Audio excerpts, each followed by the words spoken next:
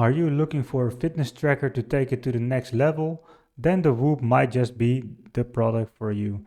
In this video, we'll take a deep dive into its features and performance. And in the end, you can decide, is it worth the monthly fee or not? What is the Whoop? Reading straight from their website. According to their website, it's a 24/7 personalized fitness and health coach. I used the Whoop for over 3 years now, and I compared it to a Garmin, to Fitbit, and all other kinds of trackers. So I have a good idea how they differentiate and what they're trying to achieve. And in this video, I will share that with you. Design and features. Let's talk about the design first. Their CEO says fitness trackers should be either cool or invisible. Well, take a look at this one. I think this one looks pretty damn cool. So I think he succeeded in that. But if you don't like the design, there's accessories like underwear or other bands, for example on the bicep, where you can wear the Whoop where you cannot see it. And this is ideal for close combat sports like jiu-jitsu, for example, where big watches can really hurt somebody. So if you're doing close contact, this fitness tracker is really a big plus. Let's talk about its features. The Whoop is built around 3 main factors. Factor number 1 is sleep, factor number 2 is recovery, and factor number 3 is strain. So factor number 1 is sleep. And sleep is general stats of your sleep. It shows all kinds of graphs about sleep performance scores, hours sleep versus the hours of sleep needed, time in bed, and detailed stats like REM sleep and deep sleep, stuff like that. Then we have the recovery. The recovery is based on your sleep needs, the previous day strain, so the exercise you did and how much you trained, and based on that it will calculate a recovery score. And a recovery score consists of 3 levels. It's like a traffic light, so red is 0 till 33% recovery. It means you need to rest. You have yellow, that's 34 between 66. That's where you are spending the most time. And then you also have green, which is 67 till 100. And these states are daily. So you wake up with one of these colors, and that color will remain for the rest of the day. And when you wake up the next day, you will have a new recovery score. And then you have number 3, strain. And strain is basically based on your heart rate. So if you do high intensity stuff, you track a workout, you will increase the strain. You don't need to track a workout, it just looks at the heart rate. And if your recovery is red or low, then the strain will increase faster. That's a really nice feature, because if you are really tired or your body is recovering, of course training has more impact. And besides these 3 points, there are other features like health snapshots, journals you can fill in, and then you have like some sort of a diary where you can see what impacted your health. For example, you say you did intermittent fasting, and then all the times when you did that, the Whoop sees that you are having a low recovery, and it advises you not to do that. So that's pretty interesting feature. Also, there are weekly and monthly reports that you get that you can download. Let's talk about its unique features. Like I mentioned in the previous chapter, the journal is a pretty unique feature for a fitness tracker.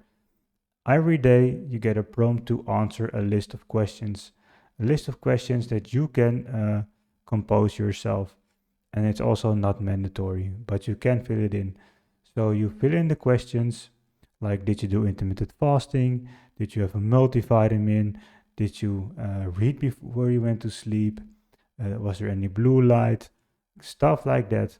And you fill it in with a yes or no. The Whoop is completely neutral and it will just measure the effect of those things. So after a few times of answering the question, it will see the impact on your recovery. And that's pretty interesting to see.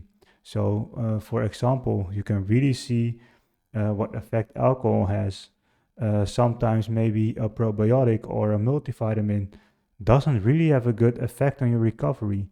That stuff you find out if you answer the questions in the journal on a daily basis. There's also a smart alarm function, or let's say a sleep coach.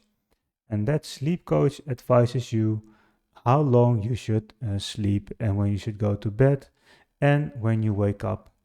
And you can also choose that it wakes you up when your recovery is green. So when you are pretty well recovered, like I mentioned in the previous chapter, which is like 67 to 100%.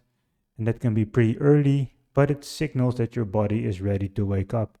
And that's pretty unique because I don't think there's any product out there that can wake you up when you are recovered. So that's pretty interesting.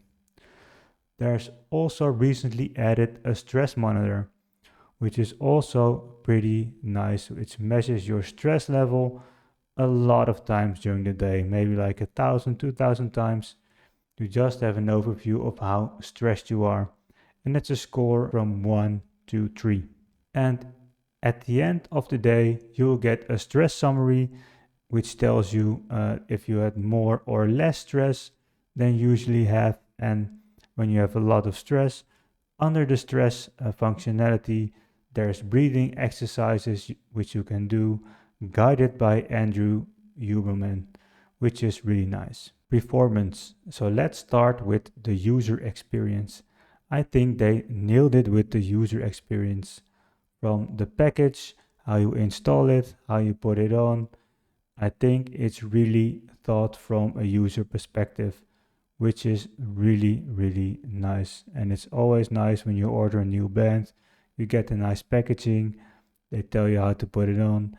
And also the software is really, really good. I come from a software background, I have a development background, and I really like what they did with the app. I think it's really, really good. Also, if you look at the hardware, the band is really comfortable. You don't, when you put it on, you don't even feel it. It's really, really nice fit. And also they thought about that if you don't like the fit, you can put it in all kinds of accessories like underwear or wristbands or bicep bands. I did experience bugs now and then. I don't know how it's why that is, because there's too much data, maybe because I wear it for a long time, but sometimes it didn't track my sleep. And when you contact the help center, they're really helpful. They say your Whoop is not worn correctly, it should be more tight. And that can be the case, but I think it was just a bug, and that is pretty annoying. So you don't have a recovery score, you don't know when you went to sleep, so you have to do it manually, and that's not really straightforward. So for me, I had to track a workout and then I could add sleep. So that's a pretty weird bug, which really, irritated me. Another bug I experienced from time to time is that the workout screen got stuck. And when it is stuck, you can't save or cancel the workout. You automatically lose it, which is pretty frustrating. Comparison to other wearables. The data seems pretty empty to me. There are a lot of sport profiles in there which you can choose to track your workout, but in the end, it's just a heart rate graph and maybe a GPS map.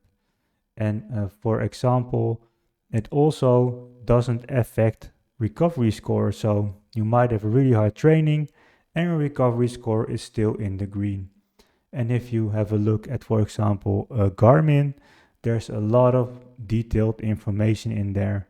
And also the body battery or the training readiness, the same stat as recovery, is immediately impacted and also is broken down in more detail. And the Whoop really misses that. The Whoop is really a health coach, but the advice the Whoop gives get really repeatable. It's really general. And if you look, for example, at a Garmin, which is really opinionated. So, for example, the Whoop says 25% of your time in bed was spent in REM sleep. This might indicate your body is making up for not getting enough REM sleep. And you'll get this maybe 3 or 4 times a week. And if you have a look at a Garmin, the Garmin says you slept long enough, but your body did not recharge very well. As a result, you may tire more easily today. So the Garmin really gives practical advice, which the Whoop is more general. Another thing that's really, I think personally, a downside of the Whoop is that there's no screen. So for everything you want to look into, for stats, or you want to track a workout, you have to grab your phone. And I personally, I don't like that. For example, on the Garmin, you have this nice morning report, which you can just watch on your watch. And on the Whoop, you have to open your phone. To be honest, I think the battery life is a little bit poor. There's no screen, and I think they can do really a better job. But the good thing is, we talked about user experience. It's really nice to charge. You can just put this block on it, and it will charge, so you don't have to remove your Whoop. It just can keep on tracking. And also, because it's magnetically charged, you can just charge it also underwater. So, my conclusion. Overall, I think the Whoop does a great job and has a really great vision on what a fitness wearable should do. I think it's really cool how they differentiate and found a new spot in this area. The app keeps improving, and since I got it, there's been a lot of changes from layout to new features, which is really cool. However, with a subscription-based model of 30 euros a month, it's placed in the high-end tier of fitness trackers. For example, a lifespan of a fitness tracker is maybe 3 years. 360 euros times 3 is over 1k. And for 1k, you come in Apple Watch Ultra and a high-end Garmin range, which really do a lot better than the Whoop. Compared to those devices, I think the Whoop falls a bit short, and you might want to consider buying one of those.